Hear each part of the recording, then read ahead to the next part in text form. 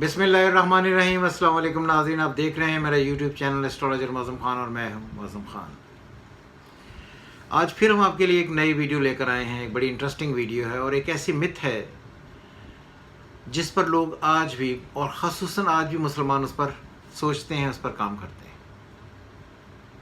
और वीडियो का नाम है सूरज ग्रहण के असरात। सबसे पहले ये हमने देखना है कि हम इंडियन एस्ट्रोलॉजी और इस्लाम, इन दो चीज़ों को अलग अलग करके देखेंगे कि जो हिंदू मत है या हिंदू कॉन्सेप्ट्स हैं उसमें चांद ग्रहण या सूरज ग्रहण की क्या ताबीर है, क्या रीडिंग है, और हमारे यहाँ जो इंडियन एस्ट्रोलॉजी करते हैं मुसलमान होकर, उनका क्या कॉन्सेप्ट है। सबसे पहले ये देखिए कि जो इंडियन कॉन्सेप्ट है, क्योंकि वो जो हिंदू धर्म है, हिंदू मत है, हिंदू मत के लोग तोहम परस्ती की सबसे बड़ी बुनियाद हैं और ये यहीं से लेकर उस तोहम परस्ती की तरफ आगे बढ़ते हैं। और उनकी हर बात में जाकर कहीं ना कहीं इस तरह के ख्यालात तोहम परस्ती पर आकर टिक जाते हैं। वो ये कहते हैं कि जब ये सूरज ग्रहण लगे तो कोशिश ये करें कि उससे पहले आप खाना खा लें और जो खाना बचा हो उसको ज़ाया कर दें। मंदिरों के दरवाजे जो हैं वो बंद कर दिए जाएं और छुप कर बैठ जाएं। और ख़ुसूसन वो ख़वातीन जो हामिला हैं उनको किसी भी किस्म के औजार ना पकड़ाए जाए। अगर आप औजार पकड़ाते हैं और वो उन औजार को इस्तेमाल करती हैं और इस्तेमाल करते हुए कोई कट या वूंड या ज़ख़म हो जाता है तो जो आपके पेट में बच्चा है उस पर वो लागू हो जाता है, यानी कि उसके पेट पर भी आ जाता है। इसकी लोग कई यहाँ पर जो लोग हैं वो कई एक मिसाल देते हैं, जी बच्चा जो है वो यहाँ से ऐसे कट जाता है, ऐसे दो हिस्सों में। तो सबसे पहले ये देखें कि वो कौन सी माँ है जो छुरी और कांटा लेकर कोई भी चीज़ लेकर अपने यहाँ ऐसे ऐसे फेरती है ताकि वो बच्चे के यहाँ पर निशान आ जाए। ये कॉन्सेप्ट गलत है। दूसरी बात यह है कि पुराने ज़माने में ये भी ख्याल किया जाता कि जो लोग हैं उनमें से अगर कोई बड़ा लोग या बड़ा आदमी मर गया तो उसके आने पर भी सूर्य ग्रहण या चांद ग्रहण लगता है। वहाँ पर तोहम परस्ती की ऐसी बातें हैं कि आपके दिमाग वहाँ पर अकल बतंग रह जाएगी। इसीलिए मैंने एक पिछली वीडियो बनाई थी जिसमें मैंने गौ मूत्र पीने के औसाफ बताए थे और मैंने साथ में ये भी कहा था कि जहाँ पर पाकिस्तान में जो इंडियन एस्ट्रोलॉजी करते हैं और ये सदके या इस तरह की बातें करते हैं उनको ये भी सजेस्ट करना चाहिए कि वो ये काम करें। किसी भी इल्म को आप अगर अपनाते हैं तो इल्म में इतने आगे ना चले जाएं कि आपका मज़हब पीछे रह जाए और इल्म आगे आ जाए। हमने माना कि आप जो इंडियन एस्ट्रोलॉजी करते हैं उसमें सदकार डिफरेंट, हिंदुओं के अप्रोच डिफरेंट है,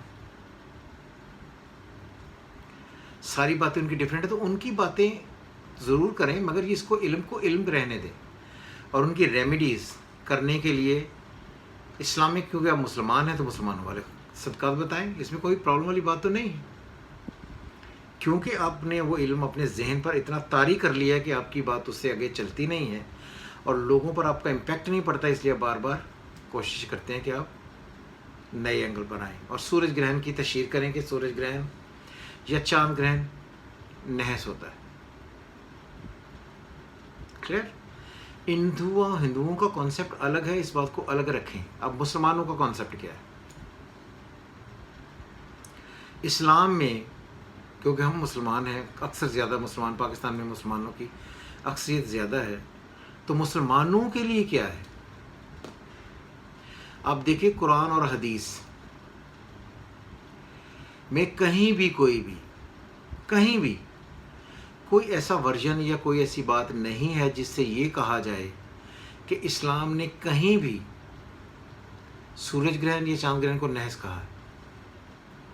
लेकिन हमारे यहाँ पर जो मुसलमान हैं, जो इंडियन एस्ट्रोलॉजी करते हैं, वो इस बात को नहस करार देते हैं, यानी कि आप ये कहना चाहते हैं कि जो आपके कॉन्सेप्ट्स हैं جو آپ لوگوں کو بتا رہے ہیں وہ آپ کے ریلیجن یعنی مذہب اسلام سے زیادہ طاقتور ہے.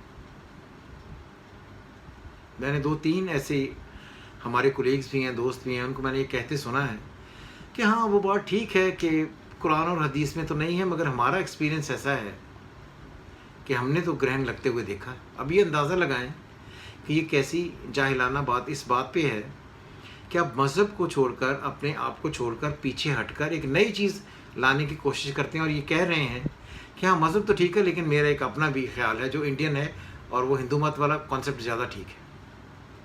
کیا یہ بات اس طرح ہونی چاہیے؟ جواب آئے گا نہیں. تو اس لیے یہ بات یاد رکھیں کہ جب بھی سورج گرہن لگتا ہے تو ایسے سنیریو کریٹ ہو جاتا ہے جیسے سورج بجھ گیا ہے.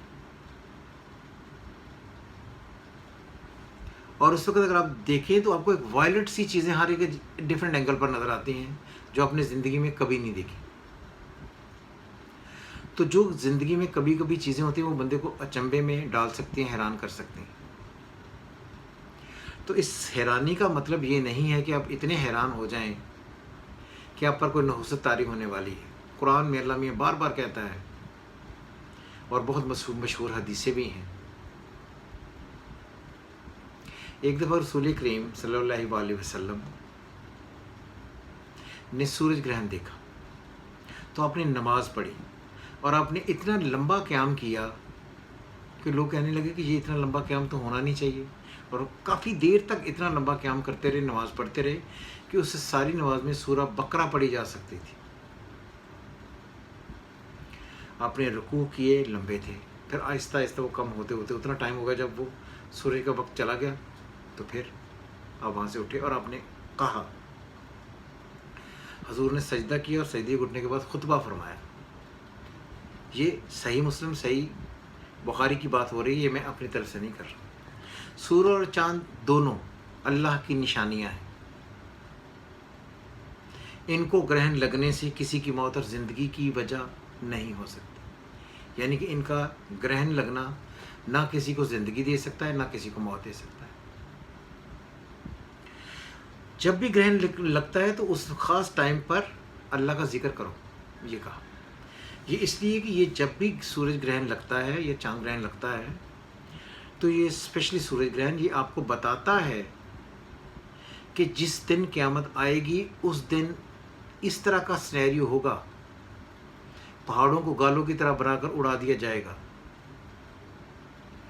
ہر چیز مدھم ہو جائے گی، رک جائے گی، تباہی ہوگی. تو یہ سینیریو آپ کو یہ اللہ کی نشانیاں ہیں اس خاص دن کو یاد دلوانے کے لیے کہ جس دن قیامت آئے اس دن آپ کو یہ سینیریو دیکھنے کو مل سکتا ہے. تو یہ اللہ یاد دلواتا ہے بار بار. 2021 میں 4 گرہن لگیں گے، 2 سورج، 2 چاند گرہن، 4 گرہن لگیں گے. اس وجہ سے یہ یاد رہے کہ اس سال 4 دفعہ اللہ میاں آپ کو یہ بات یاد دلائے گا کہ جب بھی قیامت کا دن ہوگا تو یہ سینیریو ہوگا. اپنے آپ کو ٹھیک کر لو، اپنی عادات ٹھیک کر لو. جس طرح کسی کے مرنے پر کوئی آدمی دیکھ بھی رہا ہوتا ہے کہ یہ میرے اس کے سامنے لاش پڑی ہے، مردہ پڑا ہے، لیکن وہ اس سے کچھ نہیں سیکھتا. تو ہمارے انڈین ایسٹرالوجر جو ہے پاکستانی، وہ بھی یہ نہیں سیکھتے کہ ایک دن انہوں نے مرنا ہے. وہ اتنی تقلید کر دیتے ہیں اپنے صرف سبسکرائبرز کے ووٹ بنانے کے لیے، سبسکرائبرز کے نمبر بنانے کے لیے، کہ وہ اس حد تک چلے جاتے ہیں کہ نعوذ باللہ اسلام کو نفی کرنا شروع کر دیتے ہیں کہ ٹھیک ہے جی قرآن اور حدیث میں تو کہیں منع نہیں ہے، لیکن ہندو مت میں کیونکہ یہ نحس قرار دیا گیا ہے تو اس لیے یہ بالکل ٹھیک ہے. آپ ایک دفعہ خود سے سوچیں کہ آپ کر کیا رہے ہیں. آپ کے گھر میں خود اپنی اولاد ہے، آپ کو لوگ سنتے ہیں، آپ ان کے لیے کیا پیغام چھوڑ کر جا رہے ہیں کہ ہم مسلمان ہوتے ہوئے بھی ہندوانہ طرز عمل کو اپنائیں گے اور اسی پر زندگی گزاریں گے. اس لیے یہ بات یاد رکھ لی. میں نے بہت سارے یہاں پر مذہبی بھی انہوں نے پگڑیاں پہنی ہوئی ہیں، کالے کالے لباس پہنے ہوئے ہیں، داڑیاں بھی رکھی ہوئی ہیں، اور اسلام کو نگیٹ کر کے سورج گرہن کی افادیت جیسے کہ سورج گرہن کے اثرات بتانے کے میں لگے ہوئے ہیں. ایک دفعہ اپنے دل میں جھانک کر دیکھیں کہ آپ کر کیا رہے ہیں.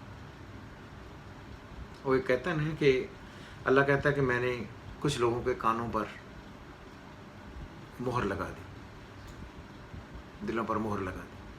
تو یہ ہمارے انڈین اسٹرالوجر جو ہیں، جو یہ اس کا پرچار کرتے ہیں سورج گرہن اور چاند گرہن کا، اسلام کو نفی کر کے، بیسکلی اللہ میاں نے ان کے دماغ پر اور دلوں پر بھی، زبانوں پر بھی مہر لگا دی، اور انہیں آپ جتنا مرضی سمجھائیں یہ سمجھیں گے نہیں. آج اگر آپ دیکھیے گا، آج کل کچھ دنوں میں سورج گرہن کے متعلق بے شمار ویڈیوز آ جائیں گی، ان مسلمانوں کی بھی جو اسلام تو خیر کیا اسلام کا انہوں نے ذکر کرنا، لیکن انڈین پروجیکشن کرنے کے لیے اس سے چل پڑیں گے. تو یہ ہے ان کی اپنی حالت. تو اس لیے یہ بات یاد رہے کہ انڈین کمپیریزن میں نے کر دیا، ہندو کس طرح سوچتے ہیں، ان کی نظر میں یہ نحس ہوتا ہے، یہ نحوست لاتا ہے، وہ اس عقیدے پر یقین رکھتے ہیں، لیکن مسلمان اس پر یقین بالکل نہیں رکھتے، کیونکہ قرآن اور حدیث میں کہیں اس کا کوئی ایسا ذکر نہیں ہے جس سے اس بات کو کہا جا سکے. ہاں، پاکستانی اب کیا کرتے ہیں مسلمان، میں نے بہت سارے لوگوں کو دیکھا، وہ یہ تقلید کرتے ہیں کہ جس دن رسول کریم صلی اللہ علیہ وآلہ وسلم ان کے بیٹے حضرت ابراہیم کی وفات ہوئی تھی، اس دن بھی سورج گرہن لگا ہوا تھا. تو سورج گرہن تو پر نحس ہوتا ہے، پر یہ لاجک لیتے ہیں، اور ساتھ میں یہ نہیں کہتے، یہ نہیں سمجھتے کہ رسول کریم صلی اللہ علیہ وآلہ وسلم نے یہ کہا کہ سورج گرہن کا کسی کی زندگی اور کسی کے موت سے کوئی تعلق نہیں. یہ چاند اور سورج اللہ کی نشانیاں ہیں، جو آپ کو قیامت کے دن کے ہونے والے واقعے کی ایک جھلک دکھاتے ہیں کہ اس دن یہ سینیریو کریٹ ہوگا. پھر وہی بات آتی ہے، جتنا مرضی ان کو سمجھا لیں، یہ اپنے پیسے کمانے کے لیے اپنے مذہب کو پیچھے کر کے ان کو، ہندوؤں کو، ان کے جو کانسیپٹس ہیں ان کو پروموٹ کریں گے، کیونکہ انہوں نے یہی سیکھا ہے. تو ایک دن یہ ان کی اللہ کے انشاءاللہ تعالیٰ پکڑ میں آئیں گے، آپ دیکھیں گے ان کے ساتھ بنتا کیا ہے. تو اس لیے اپنے پیسے کمانے کی خاطر کبھی مذہب کو آڑ میں نہیں لانا چاہیے.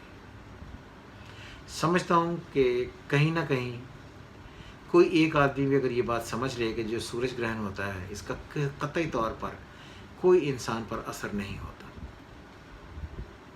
جو سورہ خسوف اور قصوف پڑھی جاتی ہیں، یا دعا پڑھی جاتی ہے، خاص طور پہ نماز پڑھی جاتی ہے، میں نے سورہ کہہ دیا، جب نماز پڑھی جاتی ہے سورہ خسوف، تو یہ اس دن کے لیے ہے کہ ایسا خوفناک منظر ہوگا جس میں رسول کریم سجدے میں پڑے رہے، قیام کیا، اور اتنا لمبا قیام کیا کہ سورہ بقرہ جب تک آپ پڑھتے ہیں تب تک ختم ہوئی، تب تک وہ عبادت کرتے رہے، اس لیے کہ یا اللہ مجھے اس دن قیامت کے خوف سے بچا. یہ قیامت کے خوف سے بچنے کی. اور ہماری ایک کولیگ ہیں، میں نے ان سے ایک بات کی، انہوں نے ساری بات سنی کہ تو آخر میں نے کہا جی خسوف اور خسوف پھر کس لیے پڑھی جاتی ہیں؟ تو یہ اس لیے پڑھی جاتی ہیں کہ اس دن جو سینیریو ہوگا قیامت کے دن، اس میں یہ سارا سینیریو آپ کے کریٹ ہونے والا ہے، جس کو آپ بچانے کے لیے، آپ کو سمجھانے کے لیے کہ آپ اچھے اعمال کی طرف آئیں، زندگی بہتر کریں. بہرحال پاکستانی اسٹرالوجی اور دنیا کی کسی بھی اسٹرالوجی میں کوئی کانسیپٹ نہیں ہے کہ چاند گرہن کس پر اثر کرتا ہے. اور میں پھر بعد میں چیلنج کرتا ہوں کہ یہ جو انڈینز کانسیپٹ کرتے ہیں، دو آدمی ان کے سامنے رکھ لیں، ان کو بتائیں اس پر کیا اثر ہوگا اور اس پر کیا اثر ہوگا. یہ قطعی طور پر نہیں بتا سکیں، کیونکہ ان کے پاس ایسی کوئی چیز نہیں ہے جو اس اثر کو ٹیسٹ کر سکے، اس لیے صرف انہوں نے سنا ہے اور اس سنی سنائی بات کو ہی آگے بڑھا دیتے ہیں. ہمیشہ کی طرح خدا حافظ. جو بھی ایک آدمی اس سے سیکھ کر بچ جائے گا، میرا اسے سلام ہے، اور میں یہی چاہتا ہوں کہ لوگ ان پریشانیوں، ان برائیوں سے بچیں. ہمیشہ کی طرح خدا حافظ. پاکستان زندہ باد.